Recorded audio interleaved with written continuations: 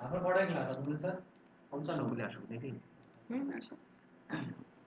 আপনার তাড়াতাড়ি শেষ হবে মোবাইল যদি দেন তো চেম্বার বসে নিতে পারেন দুজন না এখন কেন বলবো ম্যাডাম শুরু করে দিন ডিপ্লোমা ইন ইঞ্জিনিয়ারিং প্রথম পর্বের electrical, mechanical, electronics, electromedical technology শিক্ষার্থীদের স্বাগতম জানাই। এই নিয়ে তোমাদের তৃতীয়বারের প্রচেষ্টায় আছি আমি ক্লাস নেওয়ার জন্য। বারে বারে আমাদের কারিগরি ত্রুটির কারণে ক্লাস নিতে পারছি না, তারপরও চেষ্টা করছি। এজন্য আমি খুবই দুঃখিত। তোমরা একটু ধৈর্য সহকারে ক্লাসটি দেখলে তোমাদের জন্য ভালো হবে। আজকে আমাদের লাইভ ক্লাস ছিল 30 তারিখ 2021 সাল। আর আমি Sharmin Farzana, instructor non-tech, Rangpur polytechnic institute. আবার প্রথম থেকে শুরু করে দিলাম। দেখো, আজকের ক্লাসের পাঠ হচ্ছে তোমাদের স্থূল সংকেত এবং আণবিক সংকেত, নিষ্ক্রিয় গ্যাস, অ্যাভোগাড্রো সংখ্যা, রাসায়নিক বন্ধন এবং অক্টেট নিয়ম, আয়নিক সমযোজী এবং সন্নিবেশ বন্ধন, সিগমা ও পাই বন্ধন এবং এদের মধ্যকার পার্থক্য। প্রথমে আসো স্থূল সংকেত এবং আণবিক সংকেত শিখব। স্থূল সংকেত হচ্ছে কোনো যৌগের যে সরলতম সংকেতের অনুস্থিত পরমাণুসমূহের সরল সংখ্যার অনুপাতকে বোঝায়, তাকে স্থূল সংকেত বলে। উদাহরণ দিলে ভালো করে বুঝতে পারবে। হাইড্রোজেন পার অক্সাইডের স্থূল সংকেত হচ্ছে HO এবং এর আণবিক সংকেত হচ্ছে H2O2। বেনজিনের আণবিক সংকেত হচ্ছে C6H6 এবং স্থূল সংকেত হচ্ছে CH। এই দুটো যৌগের বেলায় খেয়াল করো, এদের যে পরমাণু সংখ্যা ছিল এরা দুজন সমান ছিল, তাই আমরা এর স্থূল সংকেতটাকে এভাবে লিখতে পেরেছি। এর বেলাতেও পরমাণু সংখ্যা আমার সমান ছিল, এ কারণে এর স্থূল সংকেতকে কিন্তু আমরা এভাবে লিখতে পেরেছি। এবারে যদি গ্লুকোজের আণবিক সংকেত দেখি তাহলে C6H12O6। এখানে আমরা কি করব, এখান থেকে আমরা 6টি পরমাণু নিয়ে নিব, অর্থাৎ 6 দুগুণে 12, শুধু 2কে রাখবো, তাহলে আমার স্থূল সংকেত হয়ে যাবে কিন্তু CH2O। ইথেনের আণবিক সংকেত C2H6। এখান থেকেও আমরা এই যে হাইড্রোজেনের যে 6টা পরমাণু আছে এখান থেকেও আমরা 2টিকে নিয়ে নিব, তাহলে আমাদের 3 দুগুণে 6, এই স্থূল সংকেত হয়ে যাবে CH3। এবার আণবিক সংকেত খেয়াল করো, কোন যৌগের যে সংকেতের অনুস্থিত পরমাণুসমূহের প্রকৃত সংখ্যা বোঝায় তাকে আণবিক সংকেত বলে। সালফিউরিক অ্যাসিডের আণবিক সংকেত হচ্ছে H2SO4। আণবিক সংকেত থেকে আমরা কি বুঝতে পারি যে একটা যৌগে বা একটা মৌলে কটি পরমাণু আছে সেই সংখ্যাটা কিন্তু আমরা আণবিক সংকেত দেখে বুঝতে পারি। যেমন এখানে হাইড্রোজেনের 2টি পরমাণু আছে, সালফারের একটা আছে, আর অক্সিজেনের আছে 4টি। এখন এদের মধ্যে পার্থক্য শিখবো। দেখো, 4টি পার্থক্য আছে। প্রথম 2টি পার্থক্য হচ্ছে তোমাদের যে সংজ্ঞা শিখলাম এইমাত্র সেটি। তারপরে হলো স্থূল সংকেত কখনো আণবিক সংকেতের সমান হয়, আণবিক সংকেত স্থূল সংকেতের সমান বা এর সরল গুণিতকের সমান হয়। স্থূল সংকেত শুধুমাত্র যৌগের ক্ষেত্রে হতে পারে, আর আণবিক সংকেত মৌল যৌগ উভয়ের বেলাতেই হবে। একাধিক যৌগের জন্য একই স্থূল সংকেত হতে পারে। বিভিন্ন যৌগের আণবিক সংকেত বিভিন্ন রকম হয়ে থাকে। তার মানে আমার স্থূল সংকেতের একটা বড় অসুবিধা হচ্ছে কি, যে আমার একাধিক যৌগের জন্য স্থূল সংকেত কিন্তু একই রকম হতে পারে, আর আণবিক সংকেতটা আমার প্রত্যেকটা যৌগের বেলাতেই কি হবে, আলাদা আলাদা হবে। এবারে দেখো যে প্রশ্নটা শিখব, আদর্শ উষ্ণতা ও চাপে সকল গ্যাসের গ্রাম আণবিক আয়তন 22.4 লিটার। এই গ্রাম আণবিক আয়তন কি? গ্রাম আণবিক আয়তনটা হচ্ছে মোলার আয়তন। তাহলে মোলার আয়তন কি সেই সম্পর্কে কিন্তু আমরা গত ক্লাসে খুব সুন্দর করে শিখেছিলাম। আজকে আবার আমি একটু মনে করিয়ে দিতে চাই তোমাদের। কোনো নির্দিষ্ট তাপমাত্রা ও চাপে 1 গ্রাম আণবিক ভর বা 1 মোল পরিমাণ কোনো গ্যাস যে আয়তনটা দখল করে সেই আয়তনকে ওই তাপমাত্রা ও চাপে তার গ্রাম আণবিক আয়তন বা মোলার আয়তন বলা হয়। উদাহরণ কি? উদাহরণ হতে পারে যে 2 গ্রাম হাইড্রোজেন যে আয়তন দখল করবে, অর্থাৎ 2 গ্রাম হাইড্রোজেন মানে কি 1 মোল হাইড্রোজেন, যে আয়তনটা দখল করবে তাকে ওই তাপমাত্রা ও চাপে তার গ্রাম আণবিক আয়তন বা মোলার আয়তন বলা হবে। অনুরূপভাবে কোনো নির্দিষ্ট তাপমাত্রা ও চাপে 32 গ্রাম অক্সিজেন অর্থাৎ 1 মোল অক্সিজেনের আয়তনকে ওই অবস্থায় তার মোলার আয়তন বলা হয়। এখন অ্যাভোগাড্রোর সূত্রের সিদ্ধান্ত থেকে জানা যায় যে একই তাপমাত্রা ও চাপে সকল গ্যাসের মোলার আয়তন সমান এবং আদর্শ বা প্রমাণ তাপমাত্রা ও চাপে এর মান হবে কত? 22.4 লিটার। এখন এই যে আদর্শ বা প্রমাণ তাপমাত্রা ও চাপ, এটাকে আমরা দুই নামে ডাকতে পারি, একটা হলো এসটিপি আর একটা হচ্ছে এনটিপি। এসটিপি কি? স্ট্যান্ডার্ড টেম্পারেচার অ্যান্ড প্রেশার, আর এনটিপিটা কি ছিল? Normal temperature and pressure. এদের তাপমাত্রাটা কত? 0 ডিগ্রি সেলসিয়াস বা 273 কেলভিন বা 1 অ্যাটমসফিয়ার চাপ। পরীক্ষায় প্রশ্ন আসে অনেক সময় যে আমাদের আদর্শ বা প্রমাণ চাপ কত, তাপমাত্রা কত। এবারে দেখো প্রমাণটা শিখি। যে মনে করি কোনো গ্যাসের আণবিক ভর হচ্ছে m, এর বাষ্প ঘনত্ব d। এখন অ্যাভোগাড্রোর সূত্রানুযায়ী আমরা বাষ্প ঘনত্ব d কে লিখতে পারি এভাবে, যে গ্যাসটির যে কোনো আয়তনের ভর ভাগ হচ্ছে একই তাপমাত্রা ও চাপে সম আয়তন হাইড্রোজেন গ্যাসের ভর। অর্থাৎ আমার বাষ্প ঘনত্ব বের করতে গেলে যে গ্যাসের বাষ্প ঘনত্ব বের করবা সেই গ্যাসের যে কোনো আয়তনের ভরকে একই তাপমাত্রা ও চাপে সম আয়তন হাইড্রোজেন গ্যাসের ভর দিয়ে ভাগ দিতে হবে। তাহলে বাষ্প ঘনত্ব ডি সমান সমান প্রমাণ তাপমাত্রা ও চাপে 1 লিটার গ্যাসের ভর ভাগ হচ্ছে প্রমাণ তাপমাত্রা ও চাপে 1 লিটার হাইড্রোজেন গ্যাসের ভর। কিন্তু আমরা জানি যে গ্যাসের আণবিক ভর m কে যদি আমি বের করতে চাই তাহলে আমার বাষ্প ঘনত্বকে 2 দিয়ে গুণ দিতে হবে, তাহলে আমরা কি পাবো? আণবিক ভর পাবো। তাহলে আণবিক ভর m সমান আমি লিখবো m ইকুয়াল টু 2d, এবং প্রমাণ উষ্ণতা ও চাপে 1 লিটার হাইড্রোজেন গ্যাসের ভর হবে 0.089 গ্রাম। এটা তোমরা মনে রাখবা, মুখস্থ রাখবা। এখন এগুলোকে আমি সূত্র বসাই দিই। এই যে এই সূত্রটাতে আমরা বসাই দিই, দেখো m/2 ইকুয়াল টু প্রমাণ উষ্ণতা ও চাপে 1 লিটার গ্যাসের ভর ভাগ হচ্ছে 0.089 গ্রাম। এটা আমরা বসিয়ে দিলাম এখানে। এরপরে আমরা এটাকে শুধু ঐকিক নিয়ম করব যে প্রমাণ উষ্ণতা ও চাপে 1 লিটার গ্যাসের ভর হবে m/2 ইন্টু 0.089 গ্রাম। তারপরে আমরা ঐকিক নিয়ম করি, দেখো m/2 ইন্টু 0.089 গ্রাম গ্যাসের আয়তন হবে 1 লিটার। এখান থেকে তোমরা 1 গ্রাম গ্যাসের আয়তন বের করবা, তারপরে m গ্রাম গ্যাসের আয়তনটা বের করে নিবা। রেজাল্ট কত আসবে? এটাকে আমরা হিসাব করলে রেজাল্ট আসবে আমাদের 22.4 লিটার। সুতরাং প্রমাণ উষ্ণতা ও চাপে সকল গ্যাসের গ্রাম আণবিক আয়তন বা মোলার আয়তন হচ্ছে 22.4 লিটার। এই প্রশ্নটা কিন্তু পরীক্ষায় আসে, তোমাদের সবার বইতেই আছে, সুন্দর করে শিখে ফেলবা। আচ্ছা, এখন গত প্রশ্নটিতে আমরা সকল গ্যাসের জন্য পড়েছি যে সকল গ্যাসের গ্রাম আণবিক আয়তন 22.4 লিটার। এখন যদি তোমাদেরকে কোনো নির্দিষ্ট করে কোনো গ্যাসের কথা বলে দেয় তাহলে সেক্ষেত্রে আমরা কিভাবে বের করব? এখানে দেখো আমি কার্বন ডাইঅক্সাইডের জন্য বের করে দেখিয়েছি। দেখাও যে এনটিপিতে কার্বন ডাইঅক্সাইডের গ্রাম আণবিক আয়তন হচ্ছে 22.4 লিটার। এটা আমরা কিভাবে করব দেখো। প্রথমে লিখবা অ্যাভোগাড্রো প্রকল্পের দ্বিতীয় সিদ্ধান্ত অনুযায়ী আদর্শ উষ্ণতা ও চাপে 1 লিটার কার্বন ডাইঅক্সাইডের ভর হলো কার্বন ডাইঅক্সাইডের বাষ্প ঘনত্ব ইন্টু 0.089 গ্রাম। এটা হচ্ছে আমার 1 লিটার কার্বন ডাইঅক্সাইডের ভর বের করার সূত্র। তাহলে আমি কার্বন ডাইঅক্সাইডের বাষ্প ঘনত্ব লিখেছি দেখো 22 ইন্টু 0.089 গ্রাম। এখন এই 22 কিভাবে আসলো? এখানে দেখো প্রথমে আমি কার্বন ডাইঅক্সাইডের গ্রাম আণবিক ওজন বের করেছি। কিভাবে? এই যে কার্বনের পারমাণবিক ভর হচ্ছে 12, অক্সিজেনের 16। এখানে অক্সিজেনের দুটি পরমাণু আছে, সুতরাং 16 গুণন 2, তাহলে হয়ে গেল আমার কত? 44 গ্রাম। এখানে আমি 12-র সাথে এই 32 গ্রাম যোগ করেছি, যোগ করার ফলে আমার এসেছে 44 গ্রাম। এখন আমি যেহেতু বাষ্প ঘনত্ব বের করব, বাষ্প ঘনত্বকে বের করার জন্য আমাকে কি করতে হবে? এই 44কে আবার 2 দিয়ে ভাগ দিতে হবে। ভাগ দিলেই কিন্তু আমি এই যে আমার বাষ্প ঘনত্ব যে 22 আছে সেই 22টাকে কিন্তু আমি পেয়ে যাব। এরপরে আসো ঐকিক নিয়ম করে ফেলি যে আদর্শ উষ্ণতা ও চাপে এই 22.089 গ্রাম কার্বন ডাইঅক্সাইডের আয়তন হচ্ছে 1 লিটার। এবারে তুমি 1 গ্রামের জন্য বের করবা, তারপরে 44 গ্রামের জন্য বের করবা। এবার ক্যালকুলেশন করো, করলে দেখবা সেই 22.4 লিটার আমাদের চলে আসবে। এখন তুমি যে গ্যাসের জন্যই করো না কেন সবসময় তোমার রেজাল্ট কিন্তু এই 22.4 লিটার আসবে। তাহলে আমি বলতে পারি আদর্শ উষ্ণতা ও চাপে কার্বন ডাইঅক্সাইডের 1 গ্রাম আণবিক আয়তন হচ্ছে 22.4 লিটার। আচ্ছা, এরপরে দেখো করি অ্যাভোগাড্রোর সংখ্যা।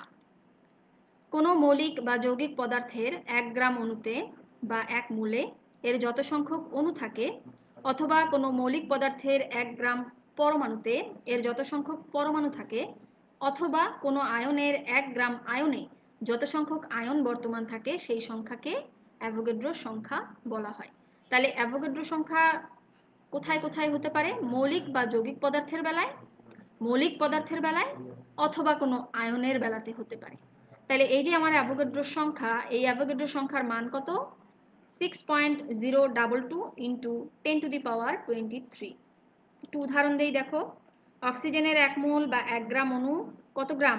32 গ্রাম। 32 গ্রাম। তাহলে 32 গ্রাম অক্সিজেনে অণুর সংখ্যা থাকবে আমার 6.023 ইন্টু 10⁻23। আবার যদি আমি কার্বনের কথা চিন্তা করি, তাহলে কার্বনের 1 মোল বা 1 গ্রাম অণু সমান হচ্ছে 12 গ্রাম। তাহলে 12 গ্রাম কার্বনে পরমাণুর সংখ্যা থাকবে আমার 6.023 ইন্টু 10⁻23। এভাবে কিন্তু আমি সবগুলো মৌলের পরমাণুর সংখ্যা কিন্তু বের করতে পারবো। আচ্ছা, এরপরে দেখো শিখবো নিষ্ক্রিয় গ্যাস। নিষ্ক্রিয় গ্যাস সম্পর্কে তোমাদেরকে আমি আগের ক্লাসেও একটু বলেছিলাম, আজকে একদম বিস্তারিত শিখবো। নিষ্ক্রিয় গ্যাস বলতে পর্যায় সারণীর 18তম শ্রেণীর মৌলগুলোকে বোঝায়। এই শ্রেণীতে অবস্থিত গ্যাসগুলো রাসায়নিকভাবে খুবই নিষ্ক্রিয়, কারণ এদের পরমাণুর সর্ববহিস্থ কক্ষপথে ইলেকট্রনের সংখ্যা পরমাণুর সর্বোচ্চ ধারণ ক্ষমতার সমান থাকে, অর্থাৎ 8টি থাকে। সাধারণ অবস্থায় এগুলো হলো বর্ণহীন, গন্ধহীন এবং এক পরমাণুক গ্যাস। এই নিষ্ক্রিয় গ্যাসগুলো আলোকসজ্জা, ওয়েল্ডিং এবং মহাশূন্য প্রযুক্তিতে ব্যবহার করা হয়। এখন নিষ্ক্রিয় গ্যাস আছে 6টা। এগুলো হলো হিলিয়াম, নিয়ন, আর্গন, ক্রিপ্টন, জেনন এবং রেডন। এখানে দেখো প্রথম একটা ছবি আছে।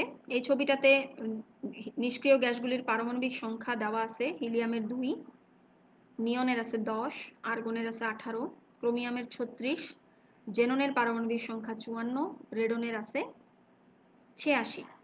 আর এখানে আরেকটি ছবিতে দেখো, এদের কালারগুলো দেখে নাও গ্যাসের। হিলিয়াম, নিয়ন, আর্গন, ক্রিপ্টন, জেনন, এদের কালার কেমন হবে। এরপরে দেখো, এরপরে আমরা যেটা শিখবো সেটা হচ্ছে ইলেকট্রন বিন্যাস, অর্থাৎ যে আমার 6টি মৌল আছে, আমাদের নিষ্ক্রিয় গ্যাস আছে, সেগুলোর ইলেকট্রন বিন্যাস এবং তাদের রাসায়নিকভাবে নিষ্ক্রিয় থাকার কারণ শিখবো। তাহলে এখানে ইলেকট্রন বিন্যাসগুলো খেয়াল করো, যে নিষ্ক্রিয় গ্যাসের যে ইলেকট্রন বিন্যাসগুলো আছে, এদের সর্ববহিস্থ শক্তি স্তরে প্রথমটিতে, অর্থাৎ হিলিয়ামের বেলায় দেখো দ্বিতীয় পূর্ণ আছে, 2 এর নিয়ম। এস অরবিটালে আমার সর্বোচ্চ 2টি ইলেকট্রন থাকে, এই সর্বোচ্চ 2টি ইলেকট্রন এখানে পূর্ণ আছে। নিয়নের বেলায় দেখো সর্ববহিস্থ শক্তি স্তরে 8টি ইলেকট্রন আছে, সুস্থিত ইলেকট্রন বিন্যাস, এখানেও 8টি আছে। ক্রোমিয়ামের বেলায় 4s অরবিটাল, 4p অরবিটাল দুটো মিলিয়ে 8টি, এখানে 5 অরবিটালে 8টি, 6ষ্ঠ শক্তি স্তরে 8টি, অর্থাৎ প্রত্যেকটির বহিস্থ শক্তি স্তরে কিন্তু 8টি করে ইলেকট্রন বর্তমান আছে। তাহলে এই ইলেকট্রন বিন্যাস পর্যবেক্ষণ করলে আমরা কি দেখব, যে নিষ্ক্রিয় গ্যাসসমূহের সর্ববহিস্থ শক্তি স্তর অনুমোদিত সংখ্যক ইলেকট্রন দ্বারা পূর্ণ থাকে এবং ইলেকট্রনগুলো বিপরীতমুখী স্পিন সহ জোড়ায় জোড়ায় সজ্জিত থাকে। হিলিয়ামের বহিস্থ শক্তি স্তরে এস অরবিটালে 2টি এবং অন্য সকল নিষ্ক্রিয় গ্যাসের সর্ববহিস্থ শক্তি স্তরে এস ও পি অরবিটালে মোট 4 জোড়ায় 8টি ইলেকট্রন থাকে। বাইরের শক্তি স্তর ইলেকট্রন দ্বারা সম্পৃক্ত বলে এরা রাসায়নিকভাবে কি থাকবে? নিষ্ক্রিয় থাকবে। পরমাণুর এরূপ ইলেকট্রন বিন্যাস খুবই সুস্থিত হয় এবং এরা রাসায়নিক ক্রিয়া বর্জন করে। ফলে অপর কোনো মৌলের সঙ্গে রাসায়নিক বিক্রিয়া তো দূরের কথা, এরা নিজেদের মধ্যেও কিন্তু বিক্রিয়া করে দ্বিপরমাণু অণু গঠন করতে পারে না। তাহলে নিষ্ক্রিয় গ্যাসগুলো কেন রাসায়নিকভাবে নিষ্ক্রিয় থাকে সেটা কিন্তু আমরা এখান থেকে শিখে ফেললাম। পরীক্ষায় যখন লিখবে ইলেকট্রন বিন্যাস সহ সুন্দরভাবে ব্যাখ্যা করে লিখবে। এবারে আসুন শিখি অষ্টক নীতি। কোনো পরমাণুর বহিস্থ স্তরে বা যোজনীয় স্তরে ইলেকট্রন সংখ্যা 8টি বা অষ্টক পূর্ণ করার যে প্রবণতা, তাকে বলা হচ্ছে অষ্টক নীতি। যে সকল মৌলের পরমাণুর বহিস্থ স্তরে পরমাণু সংখ্যা 8টির কম থাকে, তারা অন্য কোনো পরমাণু থেকে ইলেকট্রন গ্রহণ করে বা শেয়ারের মাধ্যমে অষ্টক পূর্ণ করে নিষ্ক্রিয় গ্যাসের কাঠামো অর্জন করে এবং স্থিতিশীল হয়। অর্থাৎ আমার যে নিষ্ক্রিয় গ্যাসের কাঠামো আছে, সেখানে কিন্তু আমাদের দেখেছিলাম আমরা একটু আগে যে 8টা করে ইলেকট্রন দ্বারা পূর্ণ থাকে। তাহলে এই অষ্টক নীতিটা হচ্ছে কি, এই প্রত্যেকটি সর্ববহিস্থ শক্তি স্তরে 8টি করে ইলেকট্রন দ্বারা পূর্ণ থাকবে, এটাই হচ্ছে আমাদের অষ্টক নীতি। আমরা উদাহরণ দেখি। অক্সিজেনের ইলেকট্রন বিন্যাস হচ্ছে 1s² 2s² 2p4, অর্থাৎ আমার অক্সিজেনের সর্ববহিস্থ স্তরে ইলেকট্রন সংখ্যা আছে 6টি। আবার যদি আমি হাইড্রোজেন চিন্তা করি, তাহলে হাইড্রোজেনের সর্ববহিস্থ শক্তি স্তরে ইলেকট্রন আছে 1টা। তার মানে আমার অক্সিজেনের সর্ববহিস্থ শক্তি স্তরে অষ্টক পূর্ণ হতে দুটি ইলেকট্রনের প্রয়োজন হয়, আর হাইড্রোজেনের দ্বিতীয় পূর্ণ হতে একটি ইলেকট্রনের প্রয়োজন হয়।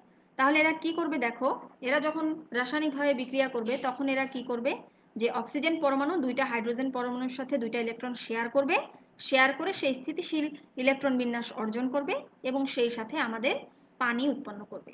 তোমরা ছবিটিতে খেয়াল করো, এটা হচ্ছে আমাদের অক্সিজেন পরমাণু, হাইড্রোজেন এই অক্সিজেনের সাথে তার ইলেকট্রন শেয়ার করে তার দ্বিতীয় পূর্ণ করে এবং আমাদের অক্সিজেনেরও কিন্তু কি হয়, যে সর্ববহিস্থ শক্তি স্তরে 8টি করে ইলেকট্রন প্রাপ্ত হয় এবং সে স্থিতিশীল হয়। তাহলে আমরা হাইড্রোজেন এবং অক্সিজেন মিলে যে যৌগটা পেয়ে যাই সেটা হচ্ছে পানি। এখানে আমরা অষ্টক নীতি প্রয়োগ করে দেখিয়েছি। আচ্ছা, আবার যদি আমি NaCl বা লবণের কথা চিন্তা করি তাহলে দেখো কি করব, সোডিয়ামের ইলেকট্রন বিন্যাসে এই যে সর্ববহিস্থ শক্তি স্তরে আমার একটা ইলেকট্রন আছে, ক্লোরিনের সর্ববহিস্থ শক্তি স্তরে আমার 7টা ইলেকট্রন আছে। তাহলে সোডিয়াম যদি ক্লোরিনকে একটা ইলেকট্রন দিয়ে দেয় তাহলে কিন্তু সোডিয়ামেরও ইলেকট্রন বিন্যাসটা স্থিতিশীল হয় এবং ক্লোরিনেরও ইলেকট্রন বিন্যাসটা স্থিতিশীল হয়। দেখো উভয় পরমাণুর কি দুটি করে এই যে অষ্টক পূর্ণ হয়, এই যে 6 আর 2 8টি, এখানেও দেখো 6 2 8টি। তাহলে আমরা বলতে পারি যে সোডিয়াম ও ক্লোরিনের ইলেকট্রন বিন্যাস থেকে বলা যায় সোডিয়ামের বাইরের স্তরের একটা ইলেকট্রন ক্লোরিনের সাথে বাইরের স্তরে যুক্ত হয়ে উভয়ই যথাক্রমে নিয়ন ও আর্গনের গঠন অর্জন করে, ফলে Na+ এবং Cl- উৎপন্ন হয়। এই রূপে বিপরীতধর্মী দুটি আয়ন সৃষ্টি হওয়াতে এদের মধ্যে রাসায়নিক আসক্তি বৃদ্ধি পায় এবং এরা ইলেকট্রন বন্ধন তৈরি করে। তাহলে Na+ আমার Cl এর সাথে যুক্ত হলো, হয়ে আমার এই যে NaCl বা লবণ তৈরি করলো।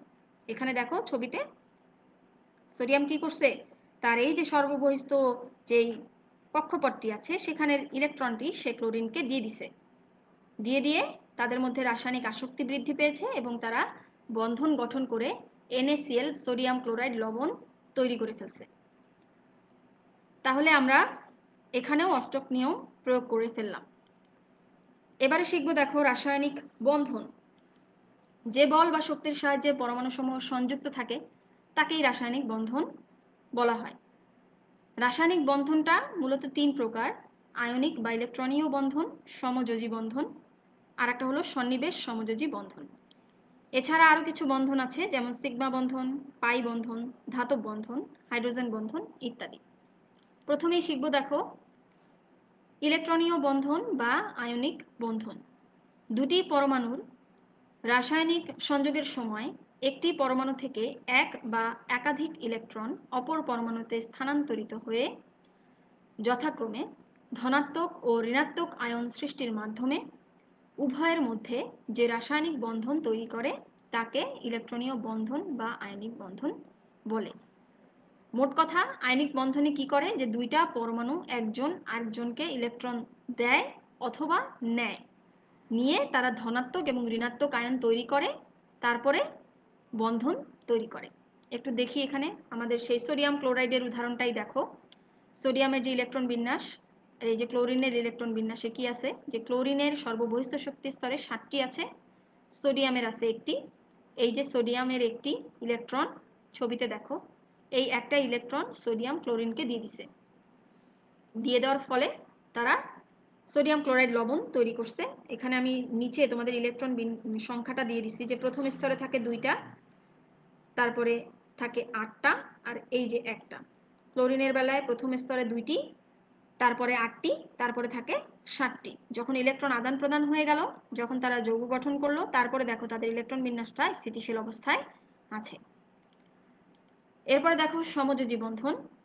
দুটি পরমাণু রাসায়নিক সংযোগের সময় যদি উভয় পরমাণু একটি করে ইলেকট্রন সরবরাহ করে একটি ইলেকট্রন যুগল তৈরি করে এবং এই ইলেকট্রন যুগল উভয় পরমাণু সমানভাবে শেয়ার করে উভয় পরমাণু নিষ্ক্রিয় গ্যাসের গঠন লাভ করে, তাহলে তাকে আমরা বলি সমযোজী বন্ধন। সোজা কথা, সমযোজী বন্ধন হচ্ছে ইলেকট্রন শেয়ারের মাধ্যমে তৈরি হয়। কিভাবে দেখো, এই যে ছবিটাতে দেখো তো, এখানে পানির যে অণু আছে সেটা দেখানো হয়েছে। এখানে আমার হাইড্রোজেনের একটা ইলেকট্রন আর অক্সিজেনের একটা ইলেকট্রন, এখানে ইলেকট্রন শেয়ারের মাধ্যমে তারা সমযোজী বন্ধন তৈরি করেছে। আবার এপাশে হাইড্রোজেনের আরেকটি হাইড্রোজেন আবার অক্সিজেনের আরেকটি ইলেকট্রনের সাথে সেও কি করেছে, সমযোজী বন্ধন তৈরি করেছে। এভাবে কিন্তু পানির অণুতে আমরা সমযোজী বন্ধন দেখতে পাই। আচ্ছা, এরপরে দেখো এদের মধ্যে পার্থক্য দেওয়া আছে। এই যে সোজা কথা লেখা আছে, পরমাণুসমূহ ইলেকট্রন শেয়ারের মাধ্যমে যে বন্ধনটা তৈরি করে তাকে সমযোজী বন্ধন বলা হয়। আয়নিক বন্ধন কি? বিপরীত চার্জযুক্ত আয়নের মধ্যে যে আকর্ষণ যে বন্ধন তৈরি করে সেটাকেই বলে আয়নিক বন্ধন। সমযোজী বন্ধন বিশিষ্ট যৌগের গলনাঙ্ক স্ফুরণাঙ্ক কম হয়, আর আয়নিক বন্ধন বিশিষ্ট যৌগের গলনাঙ্ক স্ফুরণাঙ্ক বেশি হয়। সমযোজী যৌগসমূহ কি হয়? তরল বা গ্যাসীয় হয়, আর আয়নিক যৌগসমূহ কি হবে? কেলাসাকার হবে। এই হচ্ছে আমাদের পার্থক্য। এরপরে দেখো আমরা শিখব সন্নিবেশ সমযোজী বন্ধন। যদি দুটি পরমাণুর মধ্যে সমযোজী বন্ধন গঠনের জন্য প্রয়োজনীয় বন্ধন ইলেকট্রন যুগল শুধু একটি পরমাণু থেকে আসে এবং ইলেকট্রন যুগলকে উভয় পরমাণুই সমানভাবে শেয়ার করে, তবে উভয়ের মধ্যে যে বন্ধন তৈরি হবে তাকে আমরা বলবো সন্নিবেশ সমযোজী বন্ধন। অর্থাৎ ইলেকট্রন শুধু একটি পরমাণুই দিবে, অপর পরমাণু সেই ইলেকট্রনগুলো শুধুমাত্র শেয়ার করবে, তাহলে সন্নিবেশ সমযোজী বন্ধন তৈরি হবে। এখানে আমি একটা ছবি দিয়েছি, খেয়াল করো ছবিতে। এই যে প্রথম যেটা আছে সেটা হচ্ছে আমাদের একটা NH3 অর্থাৎ অ্যামোনিয়া অণু। এখানে দেখো কি আছে, দুইটা মুক্ত ইলেকট্রন আছে নাইট্রোজেনের আছে দুইটি মুক্ত ইলেকট্রন। এই মুক্ত ইলেকট্রন দুটো নাইট্রোজেন কি করে, সে তার হাইড্রোজেন পরমাণুর সাথে শেয়ার করে সে অ্যামোনিয়াম আয়ন তৈরি করে। তাহলে অ্যামোনিয়া অণুর যে নাইট্রোজেন পরমাণুতে একজোড়া মুক্ত ইলেকট্রন থাকে, অপরদিকে হাইড্রোজেন পরমাণুতে থাকে মাত্র কয়টা? একটা ইলেকট্রন থাকে। তাহলে এদেরকে যখন আমরা কাছাকাছি নিয়ে আসি তখন নাইট্রোজেন কি করে, তার এই এক জোড়া ইলেকট্রন হাইড্রোজেনকে সরবরাহ করে, যা এই দুইটা পরমাণুর মধ্যে শেয়ারিং হয়। শেয়ার হয়ে উভয় পরমাণুর মধ্যে এই যে সন্নিবেশ সমযোজী বন্ধনটা তৈরি হয়। এখানে দেখো নাইট্রোজেনের ইলেকট্রন বিন্যাস আর হাইড্রোজেনের ইলেকট্রন বিন্যাস আমি দিয়ে দিছি, তোমরা সুন্দর করে উদাহরণ দিয়ে পরীক্ষার খাতায় লিখবে। এবারে দেখো শিখবো পাই বন্ধন। দুটি পরমাণুর দুটি অরবিটালের পাশাপাশি উপরিস্থাপনের অর্থাৎ অধিক্রমণের ফলে যে সহযোজী বন্ধনটা সৃষ্টি হবে তাকে বলবো আমরা পাই বন্ধন। পি অরবিটালগুলোর চার্জ ঘনত্ব সব দিকে সমান থাকে না, এই জন্য কি হয়, আমাদের যেহেতু পাই বন্ধনটা মূলত পি অরবিটালে তৈরি হয়, এদের কি আবার যে পি অরবিটালগুলোতে চার্জ ঘনত্ব সব দিকে সমান থাকে না। সুতরাং এই অরবিটালগুলো যখন পাশাপাশি উপস্থাপিত হয় বা অধিক্রমণ করে তখন কিন্তু এদের যেই অধিক্রমণ এটা কিন্তু মজবুত হয় না, দুর্বল বন্ধন তৈরি হয়। এই কারণে কি হয়, দেখা যায় যে আমাদের পি অরবিটালগুলোকে অধিক্রমণের সময় অবশ্যই পরস্পর সমান্তরালে থাকতে হয় এবং এক্ষেত্রে আমাদের বন্ধনটা দুর্বল হয়, মজবুত হয় না। তাহলে চিত্রের সাহায্যে আমাদের পাই বন্ধনটা দেখো দেখিয়ে দিয়েছি আমরা এখানে। পি অরবিটালগুলো কেমন হয়, ডাম্বেল আকৃতির হয়। দেখো ছবিতে দেখা যাচ্ছে যে পি অরবিটালগুলো হয় আমাদের ডাম্বেল আকৃতির। এদেরকে আমরা পরস্পরের সমান্তরালে স্থাপন করব, করে যাদের মধ্যে যেই আকর্ষণটা তৈরি হবে, যে বন্ধনটা তৈরি হবে, সেই বন্ধনটাকেই কিন্তু আমরা পাই বন্ধন বলবো। এরপরে আসো সিগমা বন্ধন। যখন দুটি পরমাণুর প্রত্যেকটি থেকে একটি করে দুটি অরবিটাল সরাসরি অর্থাৎ সামনাসামনি উপরিস্থিত হয়। আমাদের পাই বন্ধনটা ছিল পাশাপাশি, আর আমাদের সিগমা বন্ধন হচ্ছে সামনাসামনি সরাসরি উপস্থাপিত হবে। তাহলেই কি হবে, আমাদের যে বন্ধন তৈরি হবে সেটাকে কিন্তু আমরা সিগমা বন্ধন বলবো। এই ধরনের সিগমা বন্ধন কিন্তু অধিক মাত্রায় গঠিত হয়। এই সিগমা বন্ধনের ফলে উভয় নিউক্লিয়াসের মধ্যে যে বন্ধনটা তৈরি হয় সেটা কিন্তু পাই বন্ধনের চেয়ে অনেক শক্তিশালী হয়। অরবিটাল মতবাদ অনুসারে দুইটি পরমাণুর দুটি অরবিটালের সামনাসামনি উপরিস্থাপন অর্থাৎ অধিক্রমণের ফলে যেই শক্তিশালী সমযোজী বন্ধনটা তৈরি হয় তাকেই আমরা সিগমা বন্ধন বলবো। এখন সিগমা বন্ধন তৈরি হবে কাদের কাদের মধ্যে, দেখো এস এস অরবিটালে তৈরি হবে, এসপি অরবিটালে তৈরি হবে, পিপি অরবিটালে তৈরি হবে। উদাহরণ হিসাবে আমরা বলতে পারি যে হাইড্রোজেন অণুতে যে বন্ধনটা তৈরি হয় সেই বন্ধনটাকে সিগমা বন্ধন বলে। কিরকম, ছবিতে দেখে নাও। এই যে আমার হাইড্রোজেনের দুইটা পরমাণু, এদের অরবিটাল কি, এস অরবিটাল অর্থাৎ গোলাকার। তাহলে এদের একেবারে সামনে সরাসরি যেই বন্ধনটা তৈরি হচ্ছে, যে অধিক্রমণটা তৈরি হচ্ছে, তার ফলে আমার হাইড্রোজেন অণু গঠিত হয়। তাহলে এদের মধ্যে যে বন্ধনটা তৈরি হয় সেই বন্ধনটাকে কিন্তু আমরা সিগমা বন্ধন বলি। তাহলে এটা গেল আমার এস এস অরবিটালের মধ্যে সিগমা বন্ধন। এরপরে আসো sp অরবিটালের মধ্যে সিগমা বন্ধন কিভাবে হবে। এই যে এখানে যে ছবিটা আছে সেটাতে খেয়াল করো, আমার আছে কার্বন এবং হাইড্রোজেন। এই কার্বন এবং হাইড্রোজেন এরা যখন বন্ধন তৈরি করবে, দেখো এখানে এটা হচ্ছে p অরবিটাল, এটা হচ্ছে s অরবিটাল, তাহলে এই বন্ধনটাকে আমরা বলতে পারি sp অরবিটালের বন্ধন। এখানে আছে এটা p, এটা p, তাহলে এটা হচ্ছে আমার pp অরবিটালের মধ্যে সিগমা বন্ধন। তাহলে আমরা কিন্তু s অরবিটাল দুটি ss অরবিটালের মধ্যে সিগমা বন্ধন দেখলাম, sp অরবিটালের মধ্যে সিগমা বন্ধন দেখলাম, আর pp অরবিটালের মধ্যে সিগমা বন্ধন দেখে ফেললাম। এর ভেতরে তোমরা পার্থক্যগুলো শিখবা, সিগমা বন্ধন এবং পাই বন্ধনের মধ্যে যে পার্থক্যগুলো আছে এগুলো সুন্দর করে শিখবা। আচ্ছা, এরপরে দেখো আমাদের আজকের ক্লাসে তাহলে আমরা কি পড়লাম বলো তো। প্রথম থেকে যে আমরা নিষ্ক্রিয় গ্যাস, অ্যাভোগাড্রো সংখ্যা, স্থূল সংকেত এবং আণবিক সংকেত এগুলো পড়েছি। রাসায়নিক বন্ধন এবং অক্টেট নিয়ম এগুলো পড়েছি। আয়নিক, সমযোজী, সন্নিবেশ বন্ধন শিখেছি। সিগমা ও পাই বন্ধন এবং এদের পার্থক্য শিখেছি। এখন আজকের ক্লাসের জন্য তোমাদের কিছু বাড়ি কাজ থাকবে। এই বাড়ি কাজগুলো তোমরা তোমাদের যেই খাতা করতে বলেছি আমি, সেই খাতায় সুন্দর করে লিখবে। পরীক্ষার আগে আমাকে খাতাটা তোমরা দেখাবে। এখানে দেখো প্রথম প্রশ্নটা হচ্ছে NaCl এ কিভাবে সোডিয়াম ও ক্লোরিনের মধ্যে আয়নিক বন্ধনের সৃষ্টি হয় তা ব্যাখ্যা করো। অর্থাৎ আমাদের যে সোডিয়াম ক্লোরাইড লবণটা আছে এখানে কিভাবে আয়নিক বন্ধন ছবি সহ একদম চিত্র সহ তোমরা ব্যাখ্যা করে লিখবে খাতায়। 2 নাম্বার দেখো গ্রাম আণবিক আয়তন বলতে কি বোঝায়, দেখাও যে এনটিপিতে কার্বন ডাইঅক্সাইডের গ্রাম আণবিক আয়তন 22.4 লিটার। এটা অলরেডি আমি তোমাদের আজকের লাইভে পড়িয়েছি, তোমরা খুব ভালো করে শিখবে এবং খাতায় লিখবে। আরেকটি দেখো নিষ্ক্রিয় গ্যাসগুলোর নিষ্ক্রিয়তার কারণ ব্যাখ্যা করো, 3 নাম্বার প্রশ্ন। 4 নাম্বার হচ্ছে অক্টেট নিয়ম কি, উদাহরণ সহ ব্যাখ্যা করো। এই 4টি প্রশ্ন তোমরা তোমাদের পদার্থ কেমিস্ট্রি খাতায় সুন্দর করে লিখবে। আমাদের কিন্তু আজকের অধ্যায় শেষ হয়ে গেল, অর্থাৎ প্রথম যে অধ্যায়টা পারমাণবিক গঠন এবং রাসায়নিক বন্ধন, সেই অধ্যায় কিন্তু আজকে আমাদের শেষ হয়ে যাচ্ছে। আমরা একটু প্রথম থেকে অধ্যায় রিভিউটা একবার একটু চোখ বুলিয়ে আসি। দেখো আমরা প্রথমে শুরু করেছিলাম পদার্থ, পদার্থের প্রকারভেদ, মৌলিক ও যৌগিক পদার্থ কাকে বলে। তারপরে শিখেছি ধাতু, অধাতু ও অপধাতু, অণু ও পরমাণু, পরমাণুর মূল কণিকা সমূহ। এর ভেতরে এই পরমাণুর মূল কণিকা সমূহ পরীক্ষায় বহুবার আসে এবং খুব ভালো করে এটা শিখবা। তারপরে আছে পারমাণবিক সংখ্যা, ভর সংখ্যা, আইসোটোপ, আইসোটন, আইসোবার। এগুলো সবগুলোই ইম্পর্টেন্ট, সবগুলো পরীক্ষায় আসে, সুতরাং ভালো করে মুখস্থ করতে হবে। তারপরে আছে প্রতীক, যোজনী ও সংকেত, গাঠনিক সংকেত, বিভিন্ন যৌগের গাঠনিক সংকেত শিখবা ভালো করে, পরীক্ষাতে আসবে। স্থূল সংকেত, আণবিক সংকেত এগুলোও শিখবে। তারপরে আছে ইলেকট্রন বিন্যাস, পলির বর্জন নীতি, আউবাউ নীতি, হুন্ডের নীতি, গাঠনিক সংকেত। আচ্ছা, পলির বর্জন নীতি অনুসারে ইলেকট্রন বিন্যাস কেমন করে করে, আউবাউ নীতি, হুন্ডের নীতি অনুসারে কেমন ভাবে হয়, এগুলো কিন্তু ভালো করে শিখতে হবে। আচ্ছা, তারপরে আমরা শিখলাম কি পারমাণবিক ভর, মৌলের তুল্য ভর, যৌগের তুল্য ভর, আণবিক ভর, মোল, মোলার আয়তন এগুলোর সংজ্ঞা এবং তুল্য ভর কিভাবে বের করতে হয়, আণবিক ভর কিভাবে বের করতে হয়, এ সংক্রান্ত যে অঙ্কগুলো আমি তোমাদের শিখিয়েছি গত ক্লাসে, সেই অঙ্কগুলো ভালো করে শিখবে।